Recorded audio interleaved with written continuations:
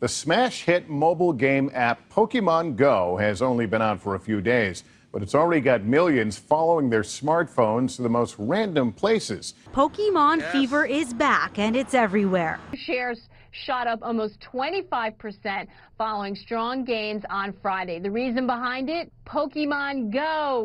Pokemon Go hasn't even been out a week and already it's a viral phenomenon. Pokemon Go? That's for wee kids. I'm in my 20s now, you won't catch me dead playing Pokemon again. Like, if I wanted to swipe my phone to interact with nearby monsters, I'd download Tinder.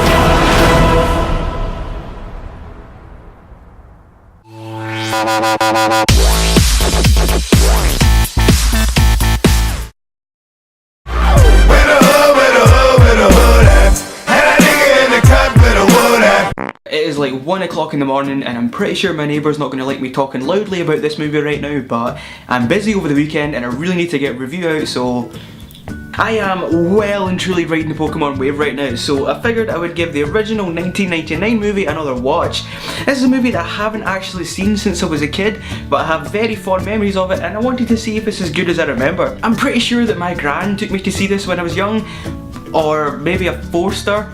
I don't know, I mean, I was pretty into this stuff. I had all the cards and everything, man, it was amazing. I mean, like, do you remember that wee Pokédex thing? That was smashing. Or do you remember when you actually had to, like, connect 2 Game Boys via cable in order to have a battle? I had so many cards. They even get banned in our school, because basically there was, like, 9-year-olds that had formed an illegal gambling ring in the school playground. Or, you know, you had the older kids that were just beating up the younger ones to take their cards. I had so many good cards as well. I mean, see if I'd have kept my shiny Charizard, I could have bought a house for that right now. I watched this movie, or I rewatched this movie, purely for the nostalgia. There is no appeal outside of that. I mean, if you were a certain age, i.e. if you're my age, then Pokemon was like your entire childhood, and this was the Super Bowl. So I thought, why not? At first I was kind of unconvinced, like, this is probably going to be pretty crap. Then you get that battle intro and the Pokeball graphic comes flying in with the title, like something out of a PlayStation 1 game. You're just like, yeah, here we go. First of all, I was pretty sure that this had some kind of like holiday cartoon in it.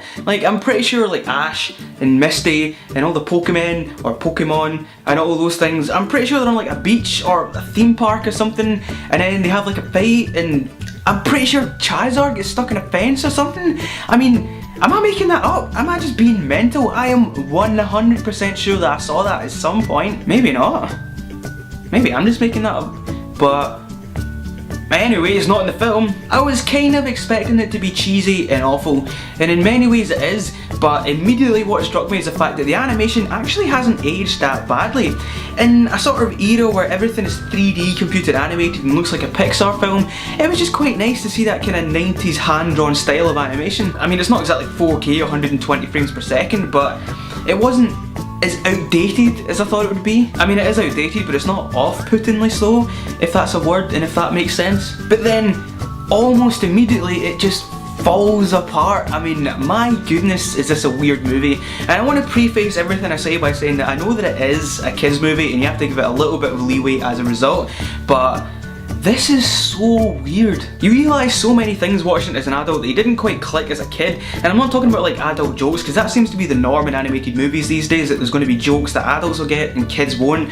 And you just, if you're there with your kid, you just have to hope that nobody turns around and says, "Dad, what does that mean?" And I'm not talking about that kind of thing in this film. I'm talking about just how absurd it is. There are too many characters that just have really like weird voices. I mean, James from Team Rocket sounds like a cross between Derek Zoolander and the Yes Guy from The Simpsons. And there are a few, I'm guessing, Eastern European characters that nowadays would just be plain racist. And character interactions as well, like, you watch it as a kid and it's fine, but you watch it now and you realise that Brock is a sex pest. And the writing in this movie is just awful. I mean, just awful. And I don't know if that's a translation thing or an oversimplification thing or what, but some of the things that the characters say are so cheesy. And most of the weird and ridiculous one-liners come from Team Rocket. I mean, as an example, there's a bit where, what's the name again? Jesse. There's a bit where Jesse says to James, "We didn't come here to steal a meal," and he's like, "I'd settle for a piece of that Pikachu." Oh, I mean, it hurt just hearing it.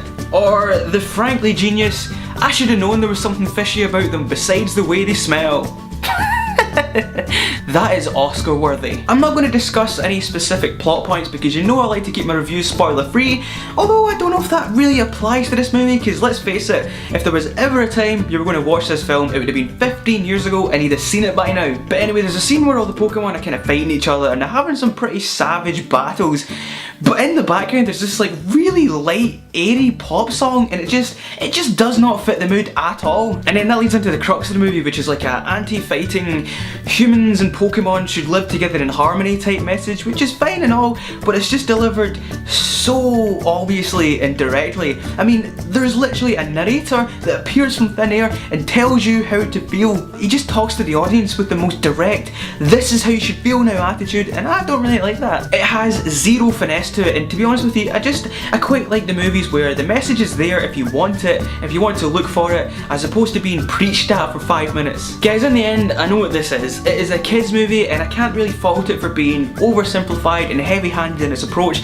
as a result, but just like bowl cuts and one-shouldered denim dungarees, this really should stay in the 90s. I did have a good time watching it, but that was propelled entirely by the nostalgia element of it, and the fact that I was constantly just like, yeah, I remember that, I remember him, I remember this bit, that was well cool. If you take the pure nostalgia element out of the equation, you're left with a pretty bland, empty movie and a paper-thin story.